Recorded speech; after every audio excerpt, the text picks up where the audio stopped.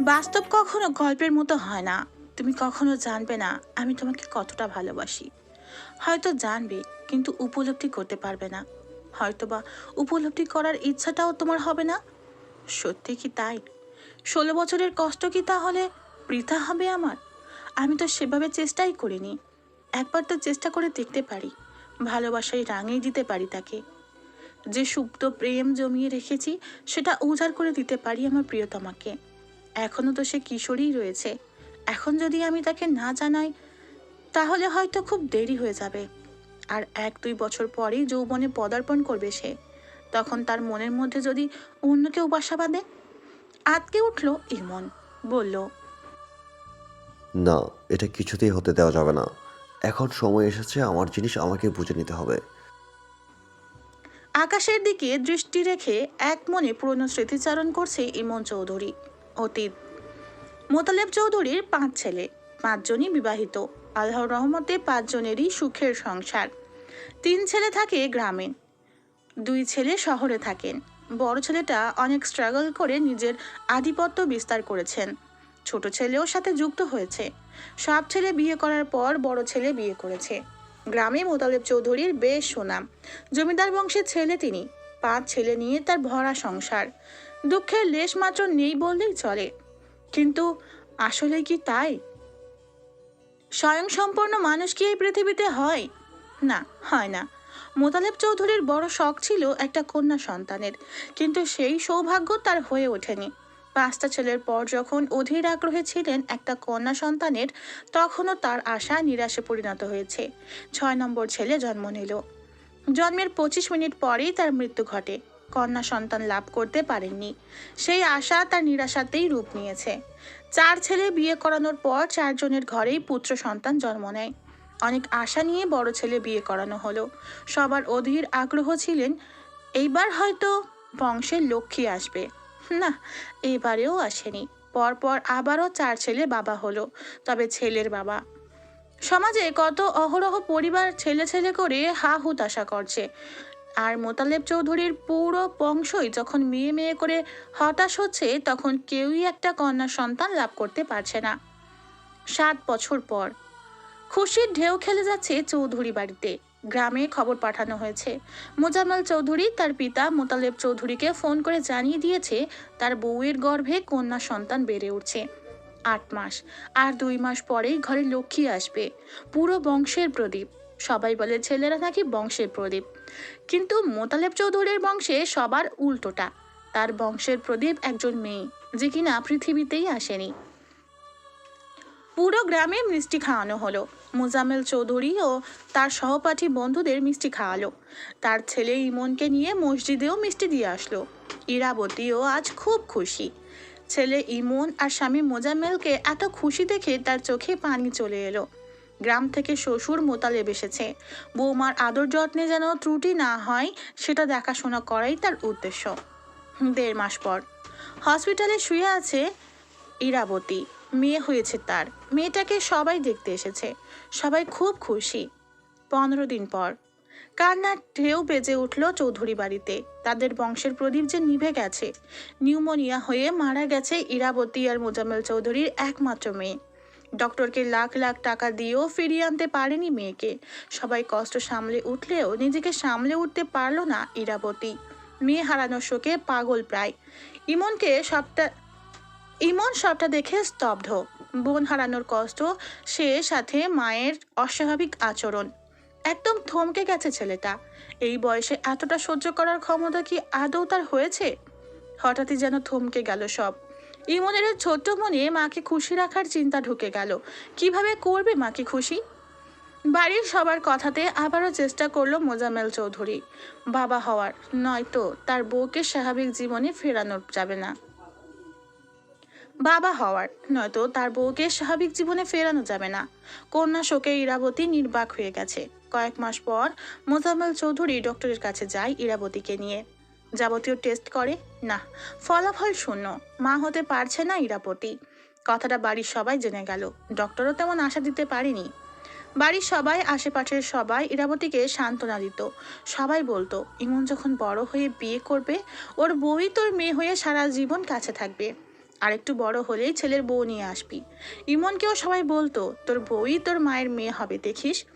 মোতালেব চৌধুরীও বললেন, এই বংশের মেয়ে নাই, নাতিদের বিয়ে করে ঘরে লক্ষ্মী আনবো। যেমন 5 ছেলেকে বিয়ে করিয়ে 5টা লক্ষ্মী এনেছিলাম, এবারেও তো তাদের ঘরে জোড়া জোড়া ছেলের জোড়া জোড়া লক্ষ্মী আসবে। শুধু ইমন দাদা ভাইয়ের একটা আসবে, তবে তারটা হবে স্পেশাল। ইরাবতী নয়নের মণি হবে সে। সবার বলা কথা ইমনের ওই ছোট্ট মনে গভীরভাবে গেঁথে গেল। সেই সাথে জেদও চেপে বসলো মায়ের মুখে হাসি ফোটানোর জেদ। এই বয়সী ছেলেটা বড্ড বেশি জেদি। 1 বছর পর ময়মনসিংহের মুক্তাগাছায় যাচ্ছে ইমন তার মেজ চাচার ছেলে রূপম ভাইয়ের সাথে। তার খালাম্মা নাকি অসুস্থ, তাকে দেখতেই যাচ্ছে। সেখানে যাওয়ার পর বেশ কিছুদিন থাকলো। তারপর ময়মনসিংহ শহর ঘোরাঘুরি করছিল দুই ভাই। আগামীকালই চলে যাবে তারা। হঠাৎ ইমনের চোখ পড়ল রাস্তায় ভ্যান গাড়িতে। এক গর্ভবতী মহিলাকে নিয়ে যাচ্ছে আরেকটি বৃদ্ধ মহিলা। মহিলাটির বয়স 27 কি 28। পাশের বৃদ্ধ মহিলাটি হয়তো মহিলাটির মা। ইমন ওই ভাইকে কিছু না বলেই ওই ভ্যান গাড়ির পিছনে যেতে লাগলো। রূপম পিছন থেকে ডাক দিল। কই যাস? না, তার কোনো খেয়াল নেই। কে জানে কিসের টানে যাচ্ছে সে। একই হয়তো বলে ভাগ্যচক্র। ভ্যানটা বেশ এগিয়ে গেছে।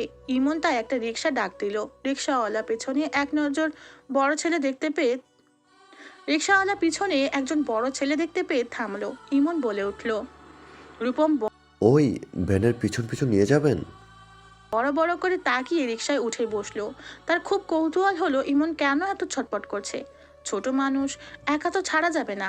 তাই রূপম রিক্সাওয়ালার উদ্দেশ্যে বলল। যাও। রূপমের কথায় রিক্সা যেতে শুরু করলো। কোথায় যাবি? আর এই ভ্যান ফলো করছিস কেন? কাহিনী কি? কিসের পাকনামো হচ্ছে? রূপমের কথা শুনে ইমন কিছু বলল না। সে তার দৃষ্টি স্থির রেখেছে সামনের দিকে। রূপমও আর কিছু বলল না, মনে মনে ভাবলো। দেখা যাক বাচ্চা পোলামান কি উদয় হয়েছে মনে কে জানে। তার তো আবার জেদ 16 আনা। ভ্যানটা ময়মনসিংহ সদর হাসপাতালের সামনে থামলো। রিক্সাটাও থামলো। রূপম ভাড়া দিল। এদিকে ইমন রিক্সা থেকে নেমে ভিতরে চলে গেছে। রূপম পিছনে তাকিয়ে দেখে ইমন নাই। এই যা, কই গেল পাজিটা? ভিতরে গেছে। রূপম একটা স্বস্তির শ্বাস ফেলে ভিতরে গিয়ে খুঁজতে লাগলো। এদিকে ইমন ওই মহিলাদের ফলো করে বৃদ্ধ মহিলাটার পাশেই দাঁড়িয়ে আছে। রূপম ইমনকে খুঁজতে লাগলো, কিন্তু পাচ্ছে না। কিছুক্ষণ পর একজন নার্স এসে একটা ফুটফুটে মেয়ে বাচ্চাকে দিয়ে গেল বৃদ্ধা মহিলাটির কোলে। বাচ্চার কান্নার আওয়াজ শুনে ইমন বৃদ্ধ মহিলাটির সামনে এসে দাঁড়ালো। বৃদ্ধ মহিলাটি কাঁদছিল আর বলছিল, হে আল্লাহ, কেন আবার এমন ফুটফুটে মেয়ে বাচ্চা দিলে? একটা ছেলে সন্তান কি দিতে পারলে না? আমার মেয়েটার কপালে কি সুখ লেখনি তুমি? 3বার কন্যা সন্তানের জননী হলো, এইবারও? যদি ওর স্বামী শোনে মেয়ে হয়েছে, তাহলে যে মা মেয়ে কাউকে বাঁচতে দেবে না। বলেই আরো কাঁদতে লাগলো। বাচ্চাটাও কাঁদছে। ইমন গিয়ে বলল, দাদু, বাবুটাকে একটু দাও না, কোলে নেই। বৃদ্ধ মহিলাটি ভাবলো হয়তো ছোট বাবু দেখে ভালো লেগেছে তাই কোলে নিতে চাচ্ছে। সেও তো বাচ্চা ছেলেই, তাই কোলে দিল ইমনের। ইমন কোলে নিতেই বাচ্চাটা একদম চুপ হয়ে গেল। বৃদ্ধ মহিলাটি অবাক হলো একটু। তারপর সে বলল, দাদু ভাই, আমি ভেতর থেকে আসছি, তুমি এখানেই থাকো। ইমন বাচ্চাটার মুখের দিকে তাকিয়ে রইল আর ভাবলো, ও যদি আমার বউ হয়, আমি বড় হলে তো এই বাবুটাও বড় হবে, তখন তো বিয়ে করা যাবে। হ্যাঁ, এটাই আমার বউ। আমি আজই ওকে বাড়ি নিয়ে যাব। আম্মুরও মেয়ে হবে, আমারও বউ হবে। আম্মুর আর কষ্ট হবে না। এই পিচ্ছি, তুই কি আমার মায়ের বৌমা হবি? রঙিন শাড়ি চুড়ি কিনে দেব। বলে খিলখিল করে হাসতে লাগলো ইমন। কি ব্যাপার, তুই এখানে দাঁড়িয়ে হাসছিস? তোকে খুঁজতে খুঁজতে পাগল হয়ে গেলাম। এখানে কি তোর? চল এখান থেকে। সাথে সাথেই বাচ্চাটা কেঁদে উঠল। রূপমও খেয়াল করলো ইমনের কোলে সদ্য জন্মানো এক ফুটফুটে বাচ্চা। রূপম বলল, এ কে? এটা কে? কি? এটা আমার বউ। কি? বলেই হাসিতে ফেটে পড়ল রূপম। কি হচ্ছে এখানে? চুপ করুন আপনারা, এটা একটা হাসপাতাল। একজন নার্স এসে চোখ রাঙিয়ে বলল। রূপম চুপ হয়ে গেল। আস্তে করে ইমনকে বলল। কার বাচ্চা এটা? জানি না। তাহলে তোর কোলে কে দিল? ওর নানি। তোকে দিল কেন? আমার বউ আমাকে দিবে না তো কাকে দিবে? রূপম ইমনের কথা শুনে হাঁ হয়ে গেল। বলল। 20 বছরের জীবনে আমি একটা গার্লফ্রেন্ড জুটাইতে পারলাম না, আর 8 বছর বয়সেই বউ জুটিয়ে ফেললে? আমার বউ এটা। পাগলামো না করে যার বাচ্চা তাকে দিয়ে চল এখান থেকে। না, যাব না। বলল। দুই ভাইয়ের তর্কের মাঝে বাচ্চাটির নানি এসে বলল। দাও দাদুভাইকে আমাকে। ইমনের মুখটা ফ্যাকাশে হয়ে গেল। মলিন মুখ করে দিয়ে দিল বাচ্চাটাকে। রূপমা বুঝিয়ে সুজিয়ে নিয়ে গেল ইমনকে।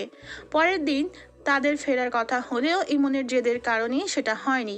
নিয়ম করে 4 দিন ধরে ইমন হাসপাতালে রয়েছে। বাচ্চার মা আর বৃদ্ধ মহিলাটি বাচ্চার বায়না ভেবে কিছু বলেনি। তারাও ইমনকে এই কয়দিনে আপন করে নিয়েছে। 5 দিনের দিন বৃদ্ধ মহিলাটি আবারও কান্নাকাটি করছিল। এমন সময় ইমন হসপিটাল যায়। রূপম হাসপাতালের বাইরে ঘোরাঘুরি করছে, কারণ সে জানে আজীবন কি করবে, আর কারো সাধ্য নাই তাকে আটকানোর। সে যে একরোখা ছেলে, এই বয়সে তার ব্যাপক তেজ। তার মধ্যেই জমিদার বংশের আসল তেজ ফুটে উঠেছে এই বয়সেই। হাসপাতাল গিয়ে বৃদ্ধ মহিলাটির কাছে ইমন জানতে পারলো বাচ্চাটাকে তার বাবা মেনে নিবেন না, টাকার বিনিময়ে বিক্রি করতে দিবেন, নয়তো ঠিকভাবে মানুষ করবেন না। খাওয়ার অভাব বা কাপড়ের অভাবে বড় হবে। তাই ইমন বলল। আমি ওকে আমার সাথে নিয়ে যাব, বিয়ে করব ওকে। বৃদ্ধ মহিলাটি প্রথমে ইমনের কথা পাত্তা না দিলেও পরে বুঝতে পারলো এই ছেলে বড্ড জেদি আর ভালো পরিবারের ছেলে। তাই সে ইমনকে জিজ্ঞাসাবাদ শুরু করলো। ইমনও সব বলল, পরিবারের বিষয়ে, তার মায়ের বিষয়ে। সব শুনে মনে হলো তার যে বাচ্চাটাকে দিয়ে দিলে কেমন হয়, কিন্তু তার মেয়ে তো রাজি হবে না। তাই মহিলাটি সিদ্ধান্ত নিল গোপনে দিয়ে দিবে, আর মেয়েকে বলবে হারিয়ে গেছে। এতে ওর অত্যাচারও কমবে, আর বাচ্চাটাও একটা সুন্দর জীবন পাবে। ইমন তার কথা শুনিয়ে খুব খুশি হলো, আর বৃদ্ধা বাচ্চাটাকে রূপম আর ইমনের হাতে তুলে দিল। ইমন তো বাচ্চা, তাই রূপমকে বুঝিয়ে দিয়ে দিল।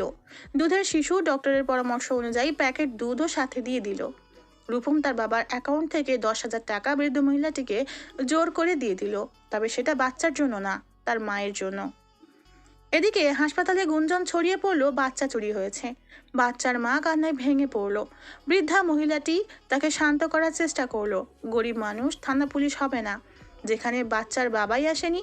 এ নিয়েও কত লোকের কৌতূহল। বাচ্চার মা ভাবলো, হয়তো এটার পেছনে বড় কোনো কারণ রেখেছে আল্লাহ। আমার মেয়েটা যেখানেই থাকুক ভালো থাকুক। দুর্ভাগ্য নিয়ে আমার কোলে এসেছিল, আবার চলেও গেল। মন আর রূপম সেদিনই ঢাকা ফিরেছে। তারা ট্রেনে করে যাচ্ছে। হঠাৎ রূপম বলে উঠল, তুই কি জিনিস ভাই, কি করে পারলি এটা করতে? এত সাহস কই থেকে এলো তোর? চুরি করলে?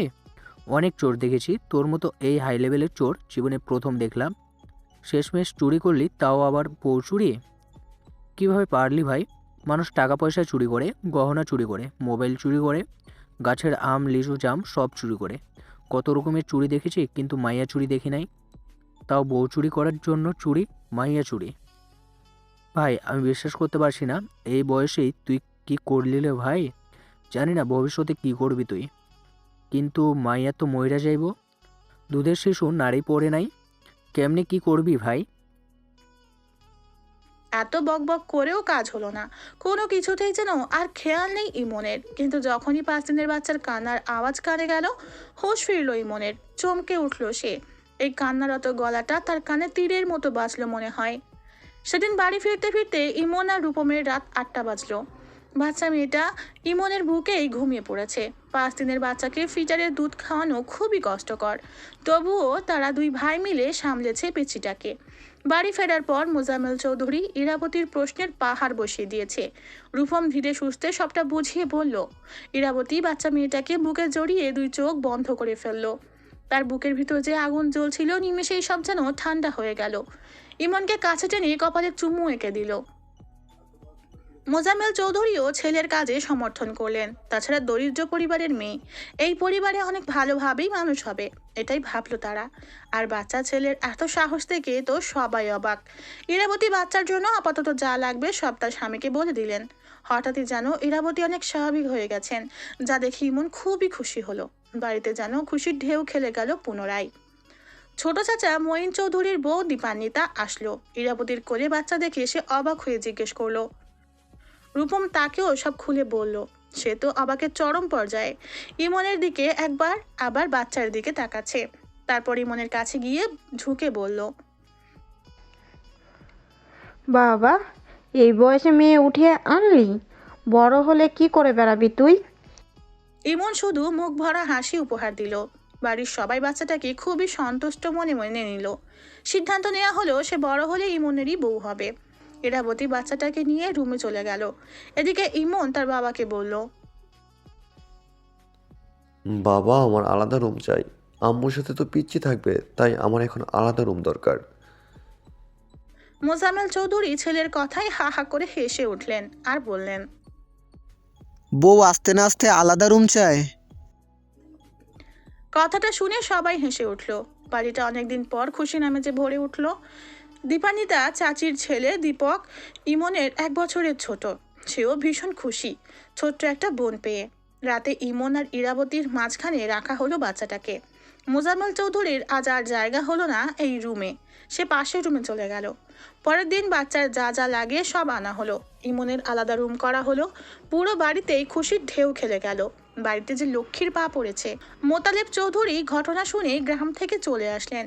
বাচ্চা দেখে ভারী খুশি হলেন। সে তো এক দেখাতেই গিন্নি বলে সম্বোধন করলেন বাচ্চাটাকে। সেই শুনে ইমন দাদুকে চোখ রাঙালো।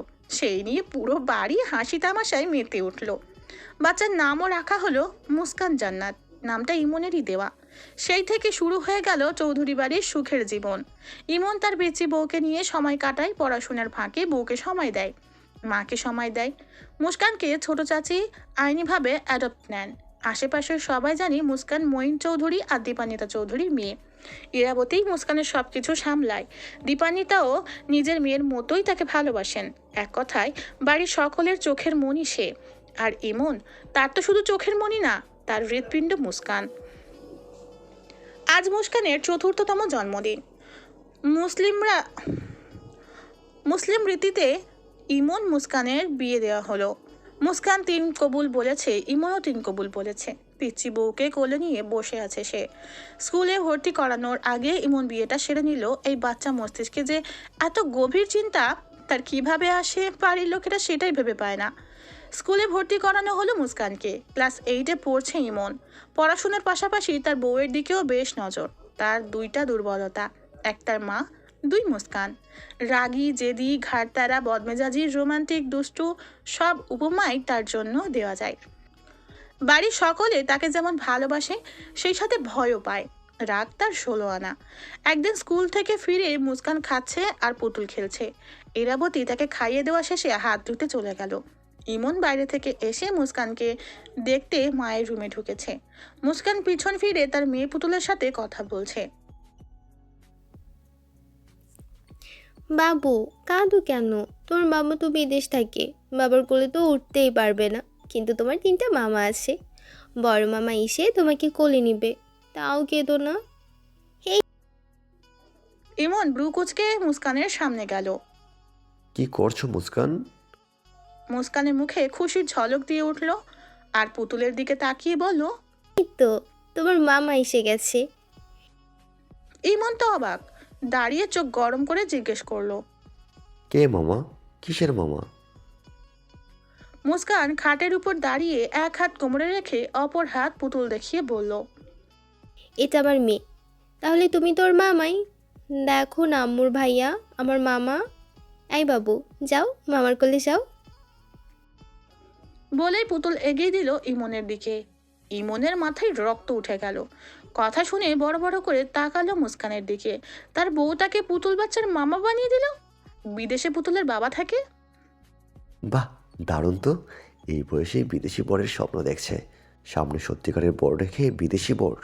হ্যাঁ, তোমার বিদেশি বরের স্বপ্ন আমি দেখাচ্ছি, দাঁড়াও। মুস্কান ভয় পেয়ে কাঁদতে শুরু করলো। ইরাবতী দৌড়ে এলো। কি হয়েছে মা, কাঁদছো কেন? মুস্কান ভয়ে ভয়ে ইমনের দিকে ইশারা দিল। ইরাবতী চমকে উঠল। ইমনের মাথায় হাত দিয়ে, বাবা কি হয়েছে? ইমন আর কিছু না বলে চলে গেল রুম থেকে। এখানে থাকলে মুস্কানের কান্না সহ্য করতে পারবে না, আর মাকেও এমন কথা বলতে পারবে না যে তার বউ তার পুতুল মেয়ের মামা বানিয়ে দিয়েছে তাকে। রাগে কটকট করতে করতে পেরিয়ে গেল ইমন। ইরাবতী কিছু না বুঝে মুস্কানকে জিজ্ঞাসা করলো কি হয়েছে। মুস্কান আহ্লাদি স্বরে বলল, ইমন ভাইয়া ভয় দেখিয়েছে। কেন মা, কি করেছো? বিকেলবেলা মুস্কান ঘুম থেকে উঠে দেখে তার পাশে তার আদরের পুতুল নেই। ইরাবতী পুরো বাড়ি খুঁজেও পেল না পুতুল। দীপান্বিতার কাছে যে পুতুল ছিল সব ইমন সরিয়ে ফেলেছে। ইরাবতী মোজাম্মেল চৌধুরীকে নতুন পুতুল কিনে আনার জন্য ফোন করতেই সে জানালো ইমনের কড়া নিষেধ, মুস্কানকে পুতুল কিনে দেওয়া যাবে না। ইরাবতীর মাথায় কিছু ঢুকছে না। পুতুল কিনতে নিষেধ করেছে, তার মানে পুতুল ইমনই সরিয়েছে। মুস্কান রাতে খাবে না জেদ করেছে, তার পুতুল চাই, পুতুল না পেলে সে খাবে না। ইমন চুপচাপ রয়েছে, কিছু বলছে না। এদিকে মুস্কানও খাচ্ছে না। বাড়ির সবাই মুস্কানকে খাওয়ানোর চেষ্টা করেছে, পারেনি। ড্রয়িং রুমের সোফায় বসে টিভি দেখছে ইমন। অপেক্ষা করছে তার বাবা কাকা চলে যাওয়ার। তারা চলে যাওয়ার পর ইমন ইরাবতীকে ডেকে মুস্কানের খাবার নিয়ে আসতে বলল, আর মুস্কানকেও নিয়ে আসতে বলল।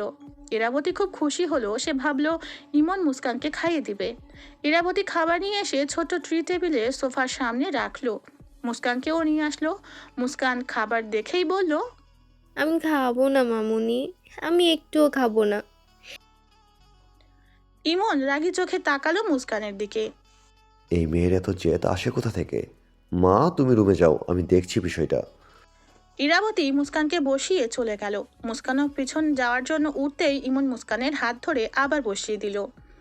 মুস্কান আহ্লাদি গলায় কাঁদো কাঁদো হয়ে বলল, আমি খাবো না, আমি মামুনির কাছে যাব। হ্যাঁ, তুমি মামুনির কাছে যাবে, তার আগে রাতের খাবারটা খেয়ে নিবে। না, আমার মেয়েকে ছাড়া আমি খাবো না, আমার পুতুল চাই।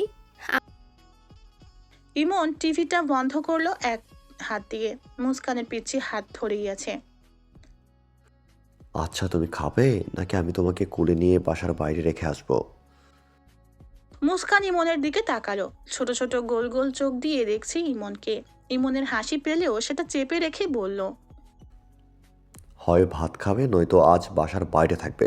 রাস্তায় শিয়াল কুকুর তোমাকে ভয় দেখাবে, তোমার হাতে কামড়ে দিবে, সেখান থেকে রক্ত বের হবে।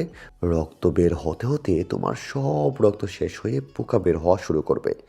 পোকাগুলো কুচকুচে কালো হবে। সরি। মুস্কান ভয় ঢোকিলে মামনি বলেই কাঁদতে লাগলো। দীপান্বিতা কান্না শুনে বের হবে এমন সময় ইরাবতী দীপান্বিতার রুমের সামনে গিয়ে বলল, ওকে খাওয়ানোর দায়িত্বটা নিয়েছিস, আমরা কেউ পারিনি। ওদের ব্যাপার ওরাই বুঝে নিক। দীপান্বিতা বলল, তোমার ছেলের মতিগতি কিছু বুঝি না। বাচ্চা মেয়ে পুতুল খেলবে, সেটা নিয়েও এত কিসের সমস্যা? বউ তাতে কি, এখনো তো আমাদেরও মেয়ে, তাই না? কিন্তু ওর উপরে ইমনের হকটাই বেশি। আর তুই চিন্তা করিস না, মুস্কানের প্রতি ইমনের যথেষ্ট সেনসিটিভ। আর ও যা করছে অবশ্যই কোনো কারণ আছে।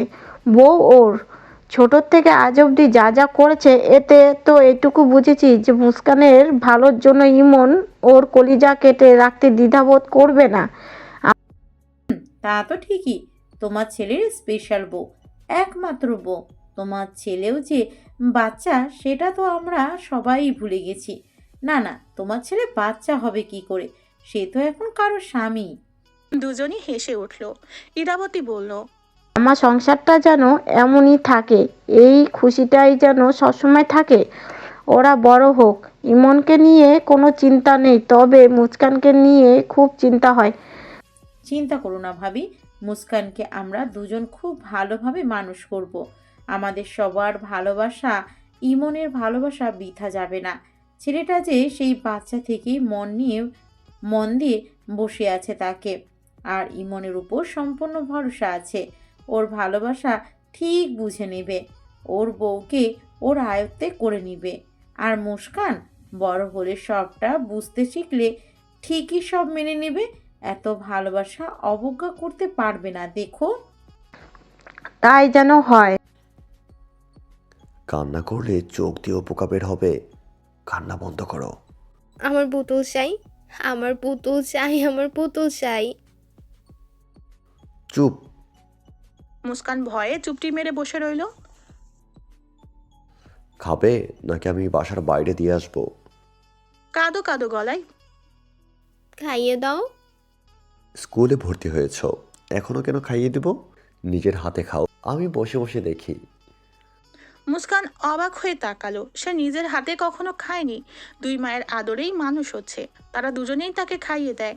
নিজের হাতে খাওয়াটাও শেখায়নি কেউ, তাহলে কিভাবে খাবে সে? কি হলো, খাও। মুস্কানের ছোট হাত দিয়ে ভাতে হাত দিল। ইমন বুঝতে পারছে সে নিজের হাতে খেতে পারবে না, কিন্তু তাকে তো শিখতে হবে। তাই সে ভাত মেখে দিয়ে গোল গোল লাড্ডুর মতো করে লোকমা করে দিল। মুস্কানকে দেখিয়ে দিল। মুস্কানও খেতে শুরু করলো, সবটাই ভয় পেয়ে। অর্ধেক খেয়ে যখন আর খেতে চাইলো না, ইমন তখন আবার ধমকে ভয় দেখিয়ে খাওয়ালো। খাওয়া শেষে মুস্কান তার আম্মুর কাছে যেতে চাইলো, কিন্তু ইমন বলল, না, তুমি আমার পাশে বসে টিভি দেখো। ছোট কাকি ঘুমিয়ে গেছে, তুমি আম্মুর সাথে ঘুমাবে। না, আমি টিভি দেখবো না, আমি মামুনির কাছে যাব। বলছি তো এখানে থাকো, সময় হলে নিয়ে যাব। মুস্কান ভয়ে চুপসে গেল, গুটিসুটি মেরে বসে রইল। শীতের রাত, বেশ ঠান্ডাও, হালকা ফুপাচ্ছে মুস্কান। এইভাবে এই বাড়ির কেউ তাকে ধমকায় না, জোর খাটায় না। তার চোখে ইমন খুবই খারাপ মানুষ, কারণ ইমন তাকে আজ খুব বকেছে। এক রাশ অভিমান নিয়ে চুপটি করে বসে রইল মুস্কান। ইমন মনের সুখে টিভি দেখছে, এদিকে মুস্কান ঝিমোচ্ছে। একসময় এসে সোফাতে কাত হয়েই ঘুমিয়ে গেল। ইমন এই সময়েরই অপেক্ষায় ছিল। টিভিটা বন্ধ করে মুস্কানকে সে কোলে তুলে নিল। কোলে নিয়ে মায়ের রুমের উদ্দেশ্যে পা বাড়ালো। মায়ের রুমে ঢোকার আগে মুস্কানের মুখের দিকে তাকালো। এক নিষ্পাপ বাচ্চা, অবুঝ শিশু তার কোলে ঘুমিয়ে আছে। এই মায়া ভরা মুখটা দেখলেই তার কলিজাটা ঠান্ডা হয়ে যায়। যখন এই মুখের দিকে তাকায়, তখনই সেই প্রথম দিনের কথা তার মনে পড়ে যায়। সেই একই রকম অনুভূতি হয় তার। বয়সটা তারও কম, কিন্তু সে যে অল্প বয়সেই বেশ পেকে গেছে। সে যে সেই 8 বছর বয়সেই তার জীবন সঙ্গিনী খুঁজে পেয়েছে, নিজ বাড়িতে নিয়ে এসেছে। 8 বছর বয়স থেকেই আগলে রাখছে তার এই পিচ্ছি বউ, চুরি করা বউকে। শান্তির এক নিঃশ্বাস ছেড়ে মুস্কানের সমস্ত মুখের দিকে তাকিয়ে একটা তৃপ্তির হাসি দিয়ে তার কপালে চোখের পাতায় চুমু দিল। এত শাসনের পর একটু আদর না করলে কি চলে? মায়ের পাশে মুস্কানকে শুইয়ে দিয়ে সে চলে গেল। ইরাবতী ছেলের কাণ্ডে এখন আর অবাক হয় না। সে যে ইচড়ে পাকা, অল্প বয়সেই বেশ পেকে গেছে। মুস্কানকে বুকে জড়িয়ে সে ঘুমিয়ে গেল। ইমন মুস্কানকে ছোট থেকেই যথেষ্ট সেভ করে রাখছে, সেই সাথে বেড়ে উঠছে দুজনেই। ইমনের এত কেয়ার, এত যত্ন, মুস্কান ইমনের প্রতি খুবই বিরক্ত। সেই সাথে ইমনের প্রতি তার বেশ ভয়ও তৈরি হচ্ছে। এ বাড়িতে যদি সব থেকে বেশি অপছন্দ কাউকে করে থাকে, তাহলে সেটা ইমন। কিন্তু ইমন সেদিকে পাত্তা দিচ্ছে না। সে নিজের মতো করে তার জীবন গোছাচ্ছে, সেই সাথে মুস্কানেরও। বাড়িতে যেমন ইমন নিজের এক রোখা জেদি রাগী, বাইরেও এর বিপরীত নয়। অল্প বয়সেই সে যথেষ্ট ম্যাচিওর। স্কুলের গণ্ডি পেরিয়ে কলেজে ভর্তি হয়েছে সে। বাবার নাম ডাক থাকায় সব জায়গায় তার আলাদা এক সম্মান রয়েছে। সেই সাথে কলেজ লাইফে পলিটিক্সের প্রতি তার বেশ ঝোঁক তৈরি হয়ে যায়। বড় বড় নেতারা তার আগ্রহ দেখে অবাক হয়। বড় বড় নেতারা তার আগ্রহ দেখে অবাক হয়ে যায়। স্টুডেন্টও বেশ ভালো, সব দিক দিয়ে সে অনেকটা এগিয়ে। যত দিন যাচ্ছে তত তার মধ্যে জমিদার বংশের তেজ ফুটে উঠছে। সারাদিন বাইরে থাকে সে, রাতে পড়ায় সময় দেয়, সেই সাথে মুস্কানের খবর নিয়ে নেয়। দিনগুলো বেশ ভালোই যাচ্ছে, কিন্তু ইমন কি জানে সামনে তার জীবনটা বেশ জটিলতার মধ্যে পড়ে যাবে? সেই জটিলতা কি সে সামলে উঠতে পারবে, নাকি তার তেজ আরো আগুন হয়ে জ্বালিয়ে ফেলবে সবকিছু? 8 বছর পর আজ মুস্কানের কলেজের প্রথম দিন। ইমনের সাথে যাওয়ার কথা থাকলেও ইমন সময় বের করতে পারেনি। ছাত্র নেতাদের নির্বাচন চলছে, তাই সে সকাল সকালই বেরিয়ে গেছে। মুস্কানকে কলেজে রেখে মোজাম্মেল চৌধুরী প্রিন্সিপালের সাথে কথা বলে অফিসে চলে গেলেন। মুস্কান আর তার স্কুল ফ্রেন্ড রায়া একসাথে ক্যান্টিনে বসে আছে। এমন সময় দুইটা ছেলে এসে ওদের সাথে পরিচিত হলো। ওরাও ফার্স্ট ইয়ার। কথা শেষে একটা ছেলে মুস্কানের কাছে ওর ফোন নাম্বার চাইছে। মুস্কান বলল, আমার ফোন নেই। তাহলে আমারটা নিয়ে যাও, আমরা তো বন্ধু, যে কোনো প্রয়োজনে পড়াশোনার ব্যাপারে খোঁজ নিতে পারবো। রায়া তো তারটা দিয়েই দিল, আর মুস্কান নাম্বার রেখে দিল। প্রথম দিন বেশ ভালোই কাটলো মুস্কানের। কলেজের সামনে দাঁড়িয়ে আছে তার বড় বাবার জন্য। কিন্তু গাড়ি আসলো ইমনের। সাদা পাঞ্জাবি, সাদা পাজামা, গোল্ডেন কালারের কোট, কালো চশমা পরা। তার পোশাকেই বোঝা যাচ্ছে বড় সড়ো একজন নেতা সে। কলেজের অধিকাংশ ছেলে তাকে সালাম দিল, ভাই বলে সম্বোধন করলো। অধিকাংশ মেয়ে হাঁ করে তাকিয়ে রইল তার দিকে। মুস্কান, চলো। মুস্কান রায়ার সাথে কথা বলছিল। ইমনকে দেখে সে বিরক্ত হলো আর নরম কণ্ঠে বলল, তুমি? বড় বাবা কোথায়? বাবা বিজি আছে, চলো তাড়াতাড়ি, সময় নেই। মুস্কান মনে মনে ইমনকে ভেঙচি কেটে রায়াকে বায় জানিয়ে গাড়িতে এসে বসলো। ইমনও উঠে গাড়ি স্টার্ট দিল। বাড়ি পৌঁছে দিয়ে ইমন আবার চলে গেল বাইরে। খাবারটাও খেয়ে যায়নি, কিসের মিটিং আছে বলেই বেরিয়েছে। রাত 11টার দিকে ইমন বাড়ি ফিরে রাতের খাবার খেয়ে তার রুমে ঢোকার আগে তার ডান পাশের রুমের সামনে গিয়ে দরজায় নক করবে, এমন সময় গুনগুন গানের আওয়াজ ভেসে এলো রুম থেকে।